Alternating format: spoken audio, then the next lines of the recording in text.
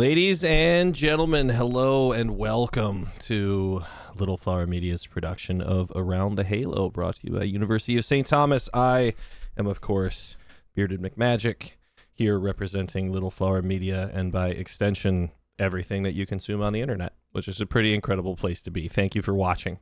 We appreciate you joining us for the, episode 16 of the second season, and that feels long and somehow short simultaneously, to say that out loud.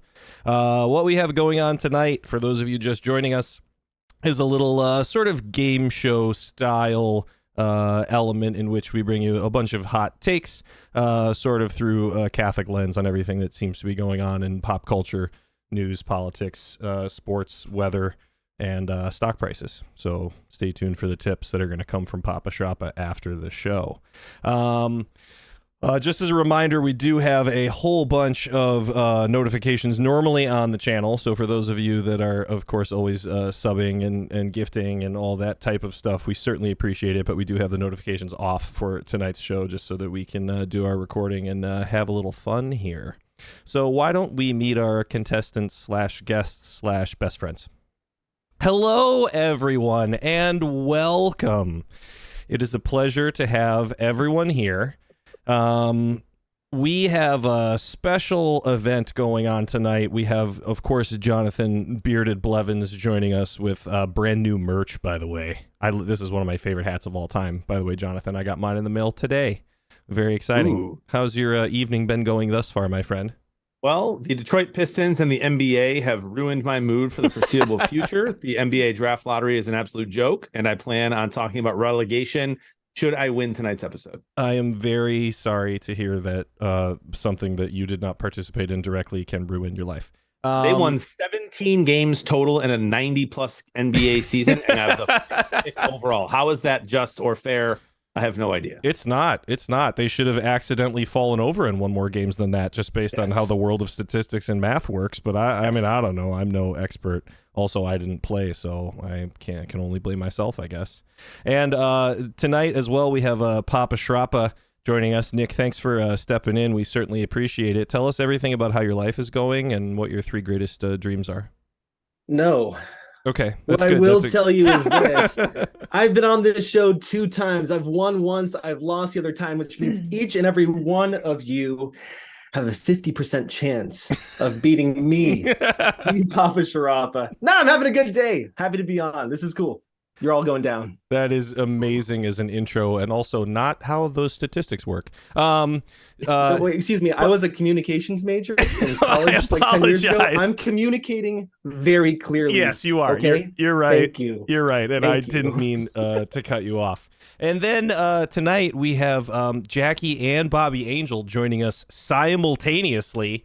They are authors, speakers, and married for almost 10 years. And baby number 5 is due at the end of this show. So that's pretty amazing, actually, when push comes to shove. So let's start with Jackie. How are you doing and feeling? And then we'll ask Bobby to verify the truth. It will be push comes to shove when this baby is popping out of my hoo-ha. So I'm just saying. Yeah, we're due. That's not going to be on the show, by the way. Nope, yep. It will not. Due next week, actually. So if I start having contractions, then we'll be peacing out, people. And but you win, and you have to do your 30-second victory speech. And I will have to win because I am growing a human being inside of me. So. Yes, which you deserve. You deserve the victory and everything that's about to to happen. And Bobby, how are you doing? Are you just effectively supporting Jackie at this point? Yeah, the birth will be live streamed for the Patreon only community. So. I thought you were going to say nobody ever asks how I feel. That is a very difficult. No one asks how I feel. That's all right. I'm happy to ask. I know how difficult it can be. I mean, people ask, they just don't care what the answer is. That's the difference, I think. Right. At that point. So, Jackie, we're glad you're feeling well, and Bobby is here.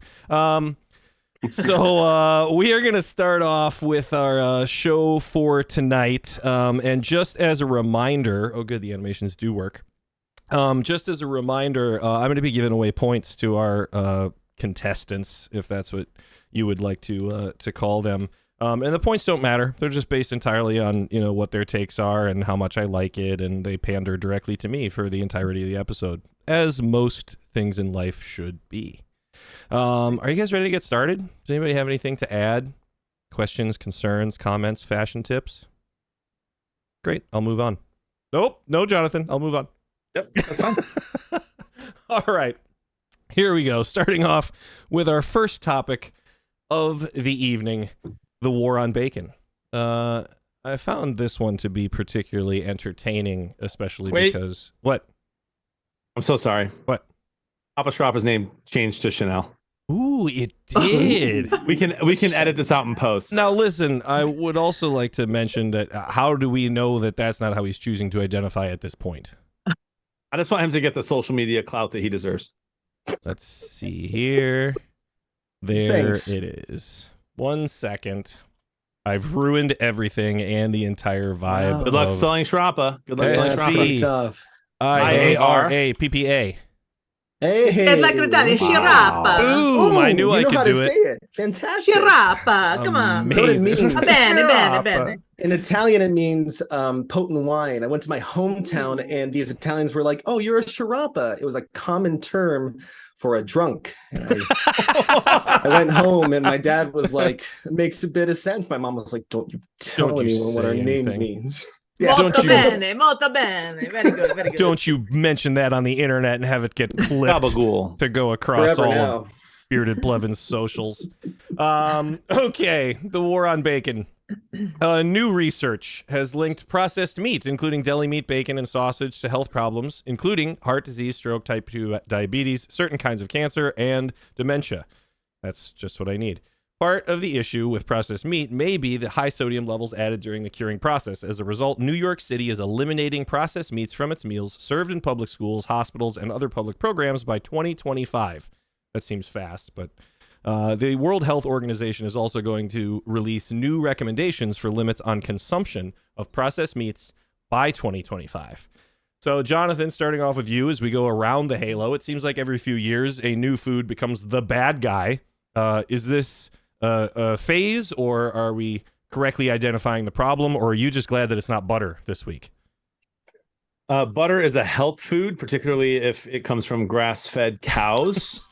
Maybe you've heard of bulletproof coffee. It's delicious. Without processed meat, the United States of America would have a massive starvation problem and a massive lack of protein problem. And I hate that we're never looking at what happens if they ban this in 2025. Just like when California bans electric cars, which is also coming up soon, yet they don't even have enough places to charge the cars right now. And it's going to be a whole mess. We don't look at what's going to happen afterwards. So yes, a few people might get cancer. Okay. How many people are going to die of starvation? How many people are going to be malnourished? It's annoying. At the same time, I also think that we should probably come up with some way to not eat as much processed food. So it's kind of a necessary thing we need to do, but I don't think banning it is the issue. Figuring out what we can do better to make sure that people get protein is good. But here's the thing. Here's a slippery slope, my friend. They don't want processed. They want to stop at processed food. They want to ban beef because there's links to beef causing cancer. There's links to everything causing cancer. But we lived for centuries and thousands, hundreds of thousands of years eating red meat. It's delicious. Eat more meat. Eat more meat. Also, Jonathan's- finally, let me just close on this. Okay, I'd like to just please.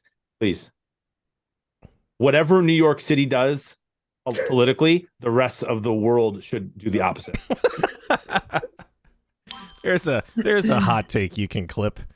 That's a good one. I like it that in general your take was, and now I will have a delicious cold cut combo.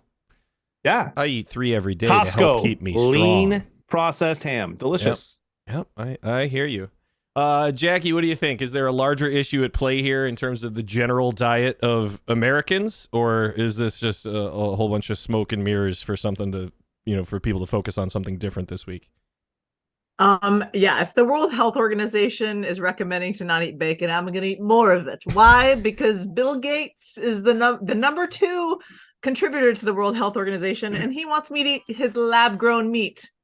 Heck no, I will not be eating that. So I'm just going to say, if Italians had been eating cured meat. So right, like they're talking about processed or like, oh, sodium. No, actually you need more salt. If you're eating healthy, you actually need more salt and more minerals in your diet. I'm like, come on, guys, seriously. We personally try to eat very healthy. You get bacon with no nitrates, especially when you're pregnant, which I am. You're not supposed to have nitrates, so those are cancer causing. But anyways, give me my salami. Give me my bacon. I'm going to eat it. And if the World Health Organization tells me to do something just like the New York thing, I'm going to do the opposite. So I don't know why I started doing this accent all of a sudden. But it's just started coming. That's okay. I understand. When you start talking about, cured meat, it's hard to not just get very excited. I'm totally with you. Nicholas, you have a two-parter. Number one, how many days of your life are you willing to give up for bacon? What do you think? What's the ballpark number? I like a can't couple do thousand the math. Like I said, I'm a communication major, so anything after like 10, 10 days. Okay, got it. Yep. Not a big fan of bacon. And as a follow-up, here's the legitimate 2 questions. Yeah. As a legitimate follow-up, here's the other question: is there a chance that at this point we as humans are just living long enough where everybody gets cancer? Like, isn't there a chance that all these contributing factors, like most of it ends with cancer? Like, that kind of seems like the way it's going to go. Yeah, I mean, you started this whole thing saying new research. Well, I think what would be wise is to stop doing research. If you stop doing new research, there's no new cancer. Look, all of this is a bunch of baloney. Yeah. Hey, swish. Boom. Wow, is that like 6 more points? Let's go. Yeah. Look, if my diet, like my left thigh is a prosciutto ham, my right is a honey baked ham. If you are what you eat, then my toes are roast beef. I'm like, my arms are capicola. Look, I eat this stuff all the time, and I went to the doctors last year, and you know what they said? Your blood pressure is really high and you need to cut out the salt. And I said, oh, geez, really? Look, yeah, it's probably bad for you. I don't know why this is new research. This is, like, don't we know that eating processed things are bad by now? I think that the headline is the most attractive thing, right? Like bacon. Everyone's like, oh, no, not the bacon. I have an alternative. They haven't done many studies on guanciale, the pig's cheek, which is a delicate, beautiful bacon. So as long as they don't do new research on this guanciale, then I will keep making it in my carbonara. I will make it for breakfast for my family. My whole house will smell of it. What I'd be interested in is like the fumes of cooking the bacon. Is that bad for my lungs? Is that why we're getting lung cancer? There's too much research to be done. So just let's not do this research. We're all going to die eventually. I just need to take some pills so I can live longer. And when you find out what that is, be sure to please let the rest of us know so we can get on whatever that regimen is. Yeah. Bobby, what do you think here? Is this stuff actually legitimately bad? And if so, does the government have a responsibility to regulate it? Or is this, the same as most human choices that's like, hey, this might be bad for you, but that's your choice? Well, you said at some point, everything causes cancer. Like the sun causes cancer. Like the ball of fire keeping us alive causes cancer. So, everything in moderation. And this is where people want scapegoats. And these are the same clowns that say that Lucky Charms are just as healthy as a steak. So or healthier. They say it's healthier. Yeah. Than So a steak and it's butter. Get lost. And so I'm with Jackie. Take the cricket farms. Give me my bacon. Bacon or die. But too, it's like we want a scapegoat. We want a scape pig. Yeah. Oh. Yeah. God Agreed. bless those pigs. Yeah. So Amen. Get lost, New York. It's safe to say that all of us are like how many people are with the Second Amendment, but times 10 with our right to meat. Yeah. You ain't taking my meat. You can't have it. Yeah, I totally agree with you guys and where it's coming from. And at this point, if you haven't figured out that you're not supposed to be eating sausage every single day, that's going to be on you, right? I mean, stop eating so much of it. Oh, I just love pepperoni. I buy your pardon. Topic number 2. Former New York mayor, not the one responsible for potentially banning bacon, Rudolph Giuliani, is accused by a woman who worked for him during the last 2 years of the Trump administration, is claiming that he discussed selling presidential pardons and had detailed plans to overturn the 2020 election results. She has filed a $10 million lawsuit alleging harassment and sexual assault by Giuliani. The lawsuit does not indicate that any pardons were actually sold. This is kind of a muddled story with a lot of different things going on. Jackie, we'll start with you on this one. While these are allegations, if true, is it sort of a representation of what is happening to American politics? I'll just say, Epstein did not kill himself. It did not take us long to get there. I thought you were joking when you said you were going to do that in the pre-show, but I'm really proud that you followed through. I mean, that's fantastic. That's big. That's my view on politicians, folks. That's my view on that's it. She's done with her take. Hang on, let me. 10 points. I can't give her enough. Answer. I can't give her enough points fast enough. That is accurate, though. Many people have come forward and said that that's impossible. I actually saw an interesting clip recently that was basically talking about like he didn't kill himself and nobody wants to talk about it because think about how powerful the people have to be who were able to kill him and get away with it. Like you can't just start mouthing off about I know things that just means you're next on the list, and I don't think people want that. Yeah, on Twitter now you have to say I am not suicidal, I promise. Whenever you release some site, if you do something like I would never kill myself, this is a horrible thing. Yeah, and it's like a very so if something happens, you need to know that it is a conspiracy meant to shut me up.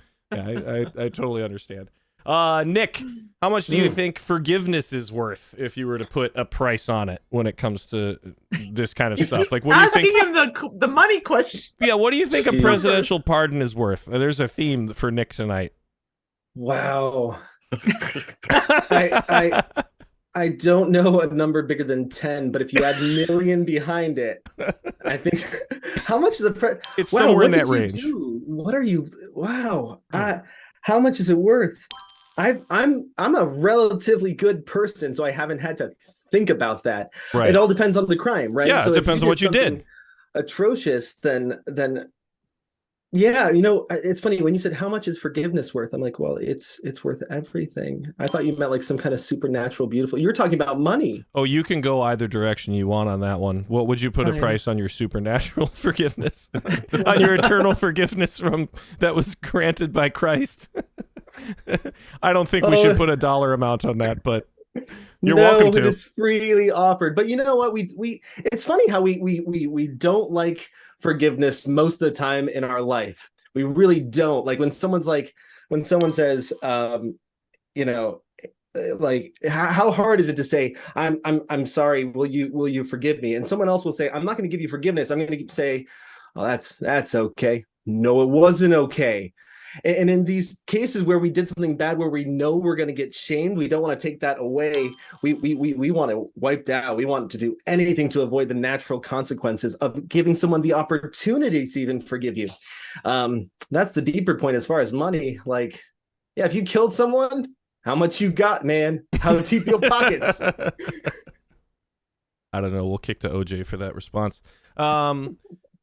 Bobby, do you think, if anything, there is a way to restore honor to and integrity to like governmental offices? Is that even possible at this point? No. Yeah, that was correct answer. I mean, I go back to the scene in Gladiator when he's offered to be the steward of Rome. He's like, no, and the Marcus Aurelius is like, that's why it must be you. Like any good man or woman of honor, like, is probably not going to make it long in that game.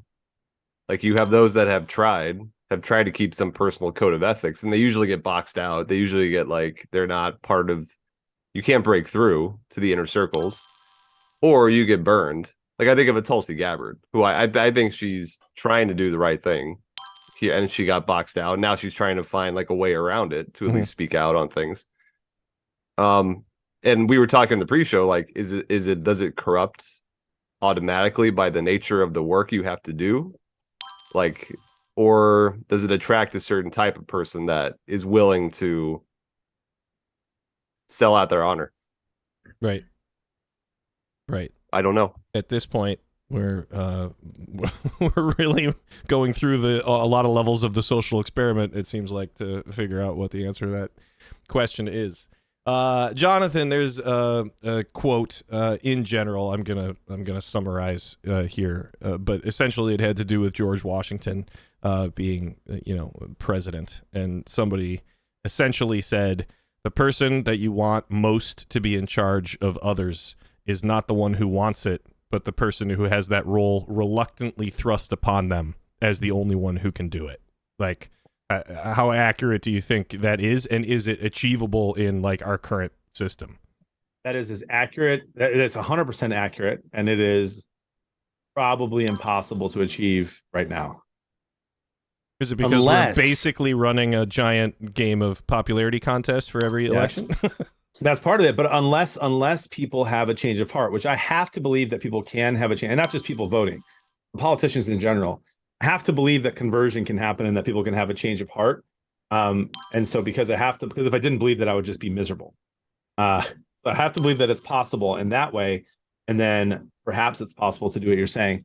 I'd like to do something I've never done once on the show. I'd like to quote the Catechism in two different spots. One of the greatest works of all time. The first is 2559. Prayer is the raising of one's mind and heart to God, or the requesting of good things from God. When we pray, do we speak from the height of our pride and will, or out of the depths of a humble and contrite heart? He who humbles himself will be exalted. Humility is the foundation of prayer. Only when we humbly acknowledge that we do not know how to pray as we ought are we ready to receive freely the gift of prayer. Man is a beggar before God. Okay, so that is the first one. And the second one is a quote from St. John Chrysostom on 2446. Not to enable the poor to share in our goods is to steal from them and deprive them of life. The goods we possess are not ours, but theirs. Poor's. I'm going to take it a step further, not just politicians, until those who have money and are in power and who have fame, which is often politicians, but also just anyone who fits that money, power, fame. If you are not humble in your prayer, and you are not understanding that the goods we possess belong to the poor and not to us, and you will not be a good human being, and you will run into scandal. Time and time again, you will see scandal. What's happening with politicians? What's happening with Mayor Giuliani? What's happening with the lead singer of Lost Prophets? What's happening with the lead singer of Brand New? What's happening is they have money, fame, power, and they're not humble, and they believe they're selfish. And when that happens, you get evil. Oh man, do they make humility in an IV bag? Because I could use some.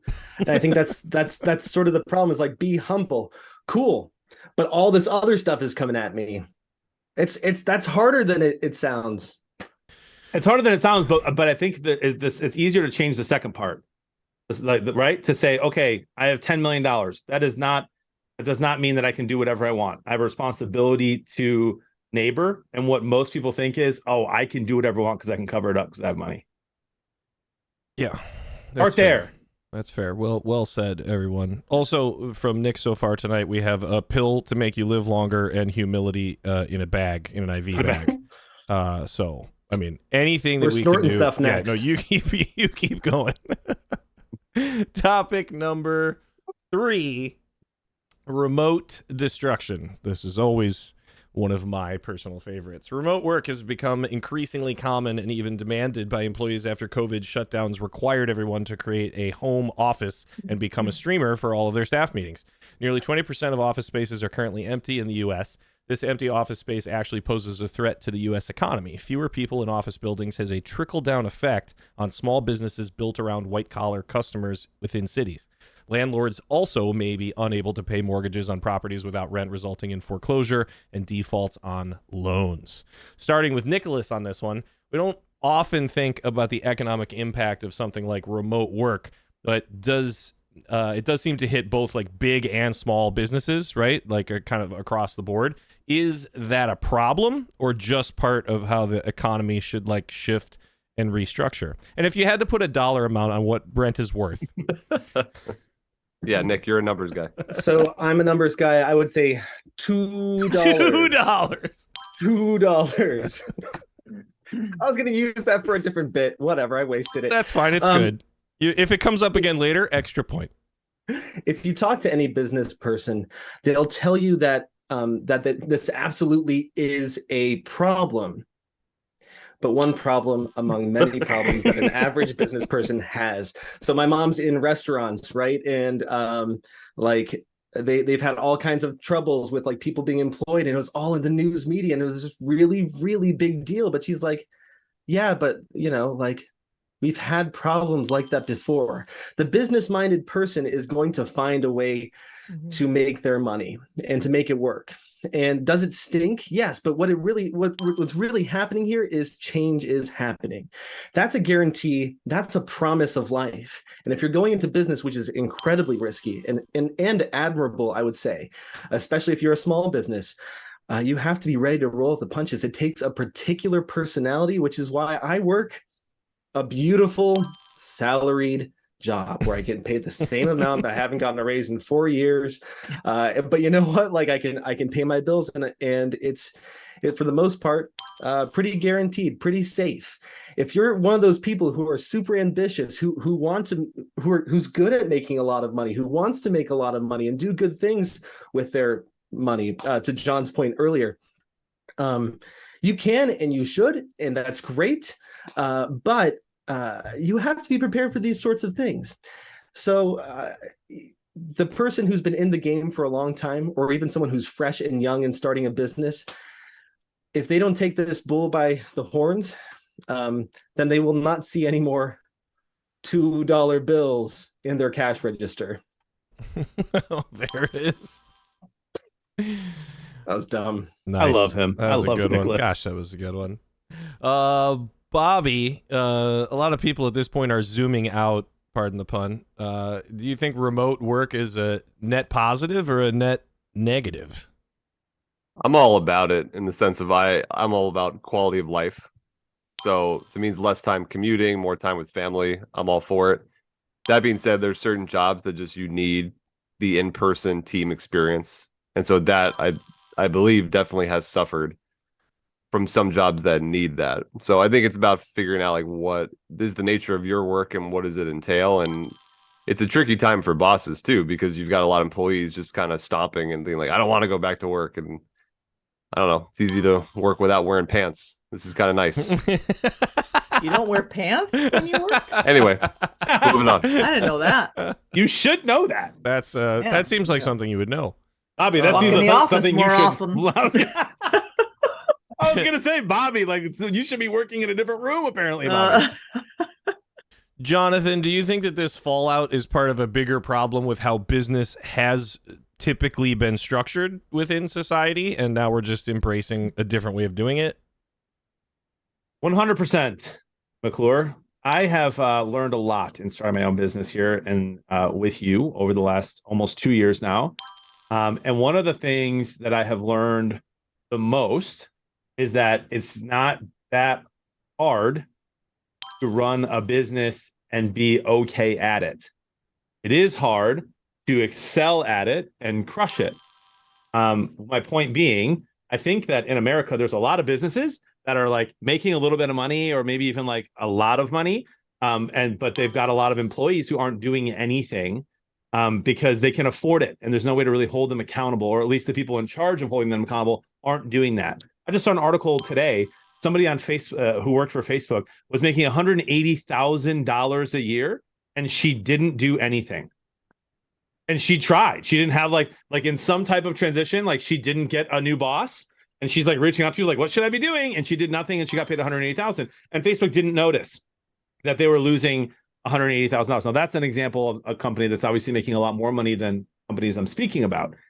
But in the last 2 years, one of the things that I've learned a lot about, which I'm excited about and gets me going, it gets the juices flowing, is that we should be doing a lot more incentivized paying of our employees, right? There's lots of ways to do that. Tough to do that in the church, although maybe not.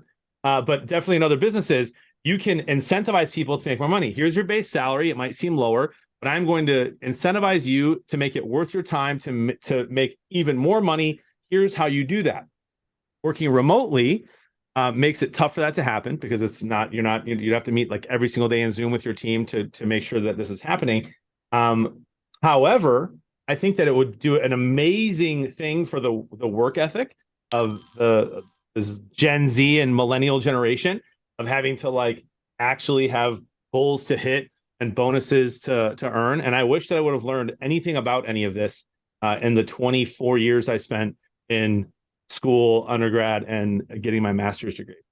All that said, I think most people who are working remote are not working as much as they should be and are not benefiting the company that is paying them the way that they should. Yeah, Spicy. That's totally fair. It's actually interesting. How do I know that? Because most of the people are watching my chat while they're supposed to be working. Way to throw it back on our community.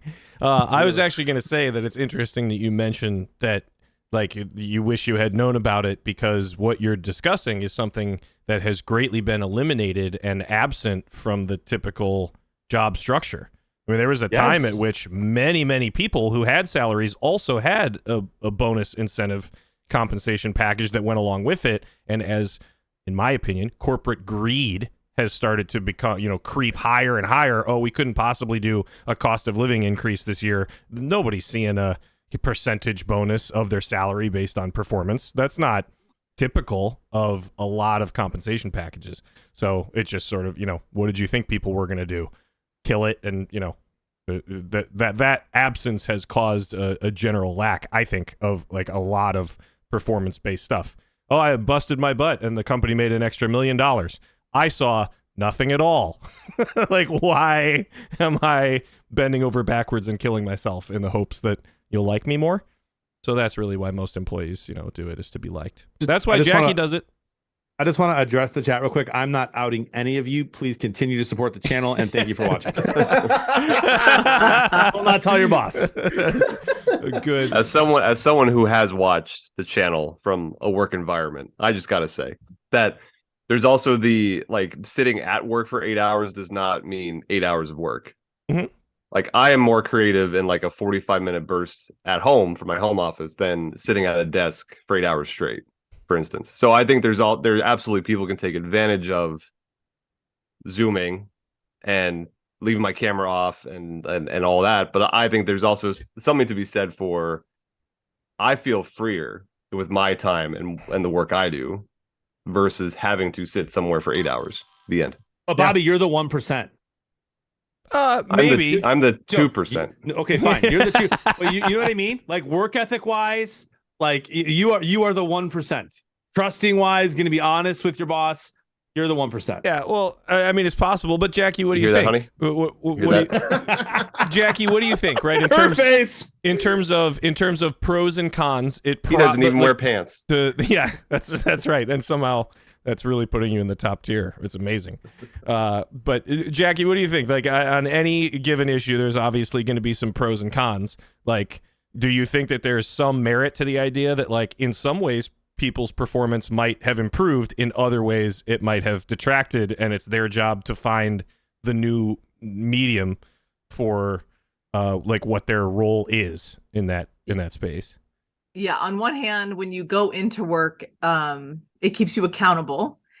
It also, I know for me, when I had to go into a workspace, it was like, okay, I have this much time, especially when I don't have kids screaming in the background. Like, I can, because both of us work from home now. And so it's like, okay, if you need to go to the library and write, or if I need to go do something, it's like, it's helpful to go out of the home sometimes, because then you're thinking of all things and you're hearing, like, Bobby's hearing me be like, babe, can you help me with the Esther's got a poopy diaper, whatever it is, Yep.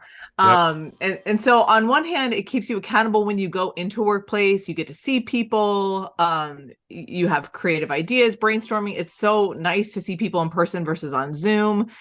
And on the other hand, the 8-hour workday, you really could get so much more done. I mean, isn't that, there's like studies about how you can get so much done in 45 minutes, or what is it, an hour and a half? Like, you really only have so much time before you really need to get up and take a break. Your eyes get tired. So it's just, and I know personally, I'm like a total procrastinator. So I get more done when I have like less time. If I have a lot of time, I don't get a lot done. But if I have less time, my most productive time in my life was when I was a full-time college student. I was a part-time volleyball coach. I was a part-time volunteer in youth ministry. And oh my gosh, like I was so productive in my times because I was like, I have 1 hour right now to write a paper. Like I have to do this in this 1 hour, So I don't know. Sometimes yeah, there are pros and cons to both. But what Nick said, like good businesses will adapt. Like we have to right now. Yeah. Do you hear that? Our 3-year-old, Mama, Dada. So this is the every parent's moment of like, do I neglect? Right. Do I engage my child? Right. Do I teach them grit? Like, you can handle it on your own, kid. You can change your own. Or do I put Bluey on for a moment? Or do they watch an episode of Bluey? Yep, good call. Yeah. Well, that's good stuff. We'll do the counterpoint to this one in sort of the opposite way real quick, having to do with the 3-day weekend. So in addition to remote work, numerous companies are experimenting with a 4-day work week in an effort to strike a better balance between work and home life. Such a shift isn't unprecedented. A move to a 5-day work week happened early in the 20th century. Employees, however, are still finding that a 4-day work week does not necessarily reduce stress as they try to cram 5 days a week into 4 in some instances and still admit to needing to do some work on a quote-unquote day off. So we're going to start with Bobby on this one. Do you think a 4-day work week is something that is sustainable?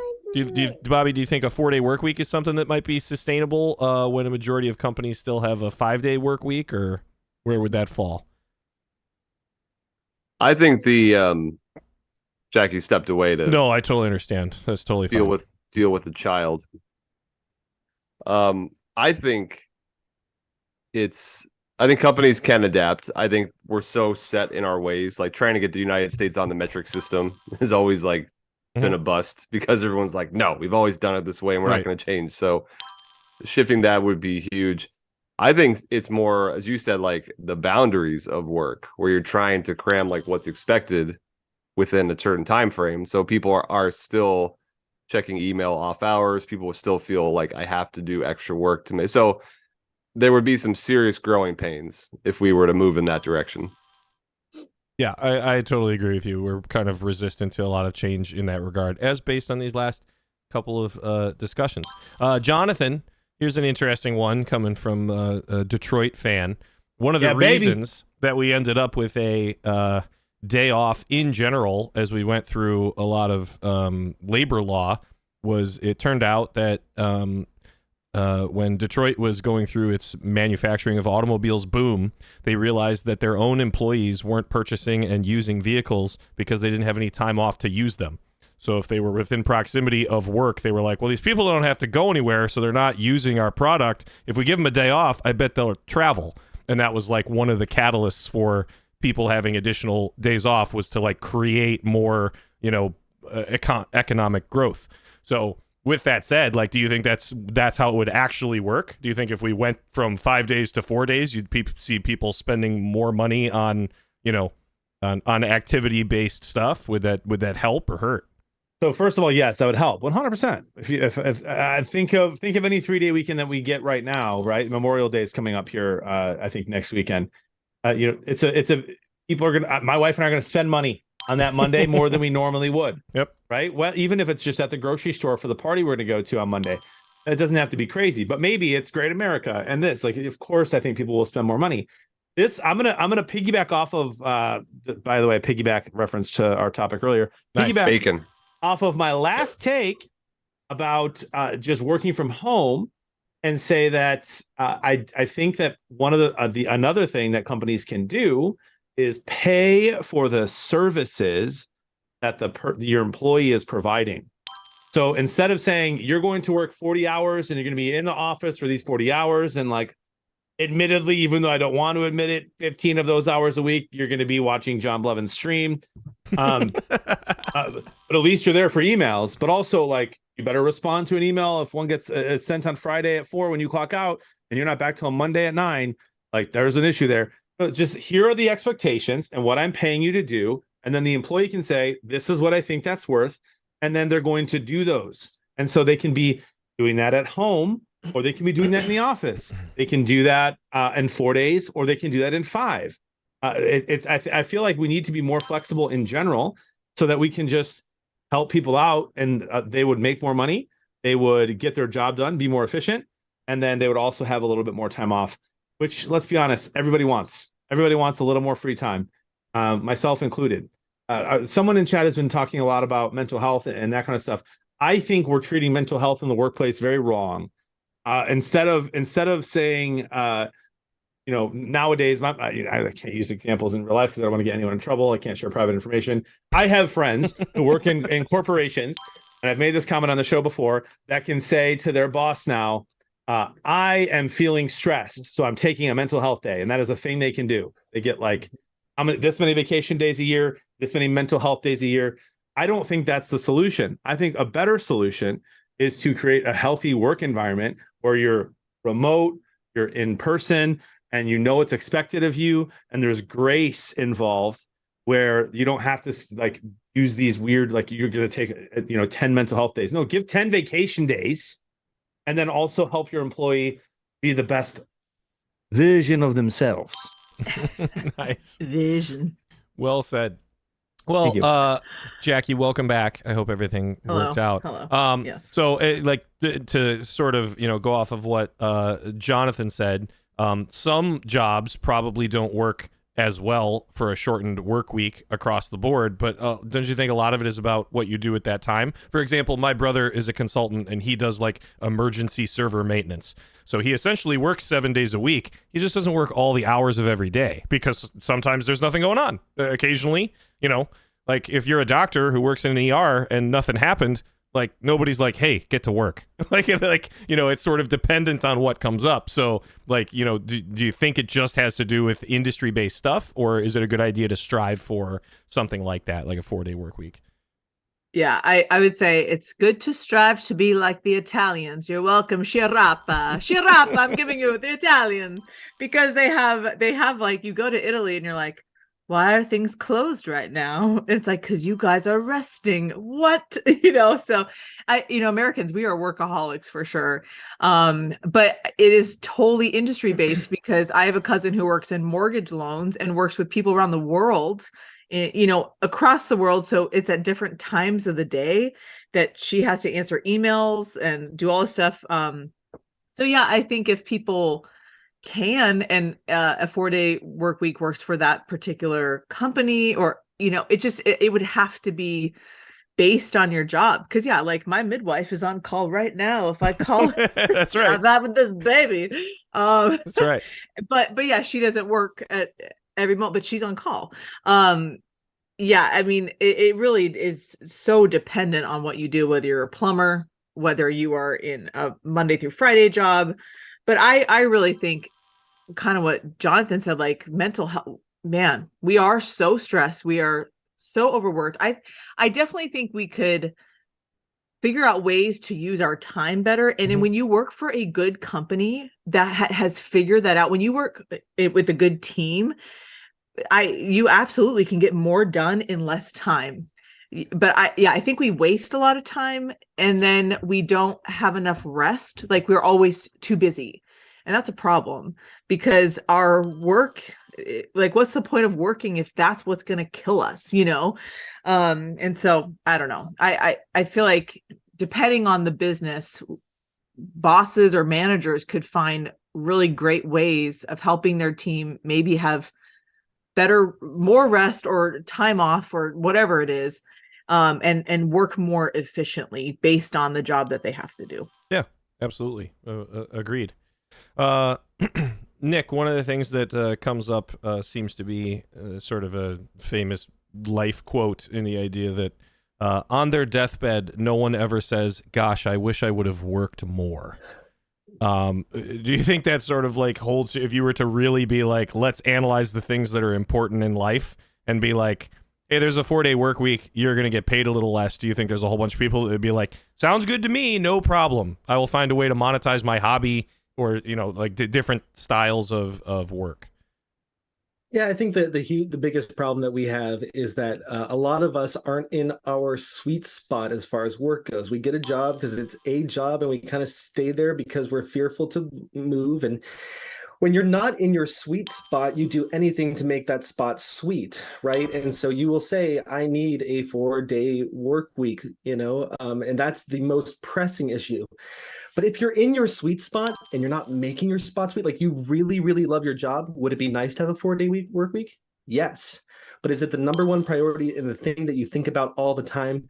Absolutely not. I mean, to this point of efficiency, I think it's important to remember that like love isn't efficient, right?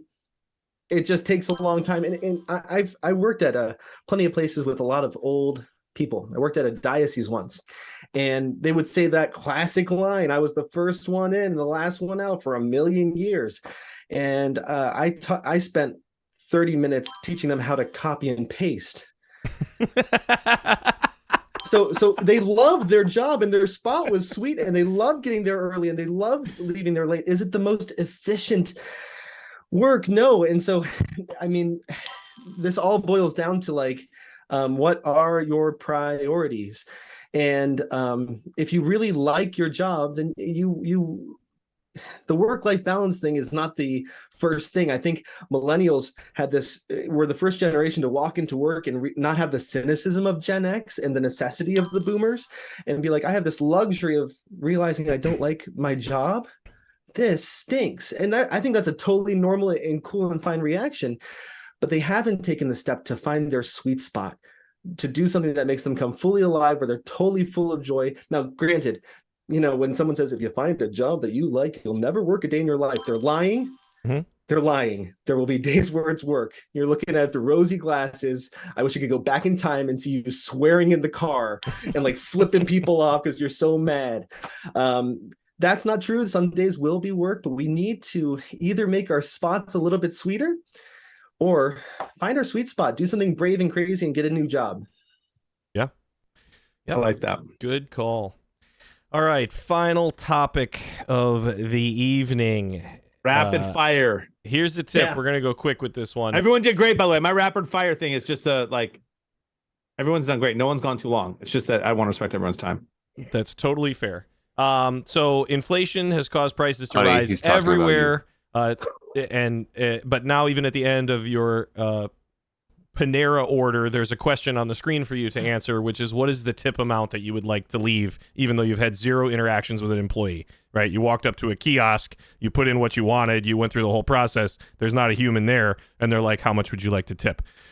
They say that tip creep is a way for employers to put the responsibility for better pay into customers rather than raising wages for their employees. So what do you think? Do you leave a tip when prompted, or do you have situations where you would refuse to do so? What's a situation that makes it reasonable? We'll go rapid fire, same question all the way around, starting with Jonathan.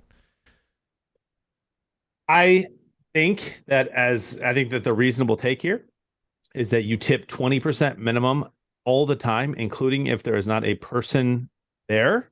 20% minimum all the time. If there's a person there and they're doing great service, you can go higher than 20%. Someone's getting the money. And for me, I like to think that it's going to go to the person who sets that area up. Let's use an airport for an example, where I see these things all the time, or the person who cleans that up. I'm leaving the responsibility on the owner of that business to make sure that tip goes to a person who deserves it. Tipping is important, and it is also a way for us to exercise charity. And also we can write it off on our tax donations, our taxes. Nice. But I don't think people are doing that, but that's a good thought. Jackie, what do you think here? Tipping. When's it appropriate? It is an insult in Japan. It is, actually. I'm just saying. You go to Japan, it's an insult to tip. No, we are generous tippers. Yeah, minimum 20% when it comes to people who are servers, when we are being served. But when it comes to the coffee, like a coffee shop, like baristas, when they prompt you to tip, I have only tipped because I felt the Catholic guilt that they are asking me the question. If not, I'm like, wait, you didn't just serve me for however many. My sister was a server. We always minimum tip 20%. So yeah, so the coffee thing, I still have the racked Catholic guilt of, do I tip someone who didn't wait? Yeah, so I don't know. And in Japan, it is an insult. Good thought. Nicholas, what do you think here? My Venmo account is NICK-Sciarrapa, SCIARAPPA. That sounds ridiculous, right? Because it is ridiculous. The thing with tipping is know the job and know the minimum wage. There's two types of minimum wage. There's a server's minimum wage, and then there's like the regular minimum wage. The server's minimum wage is way lower than that $7.25 that we all hear about, and the tips are the thing that bring them up to the $7.25. So the employers are totally relying on this. And if that's the case, then tip your servers, tip your coffee people, make it a part of your tithe. Like you are like, and work in the restaurant industry for like 6 months. And then you'll understand how hard that is. The person working at Denny's who's not making a lot of money, who's getting $4.25 from their company, and maybe they need that to keep their eggs and their Grand Slams so low. That's fine, but like, get familiar with what the jobs are, because if you're already making a certain amount and you're getting tipped on top of that, it does actually matter. But 20% is a good minimum standard. That's fair. All right, Bobby, come through. 40 points for the right answer. I refuse to tip a robot. Oh, man. There it is. Can we give Bobby enough points to catch up? Oh, my gosh, Bobby. Doing great. Yeah, no, totally agree with Bobby. I do notice that when we go through lines at the grocery store, they went through this whole like, hey, we need to make sure that we put in these automatic kiosks where you do all of the work that yourself, because we need to keep the costs down in order to, keep food prices at a reasonable pace.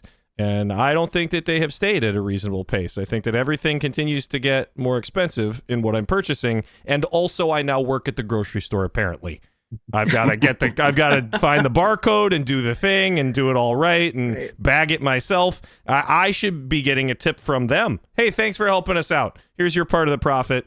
You just saved yourself $14 by doing all of this on this side. Go ahead, Jonathan.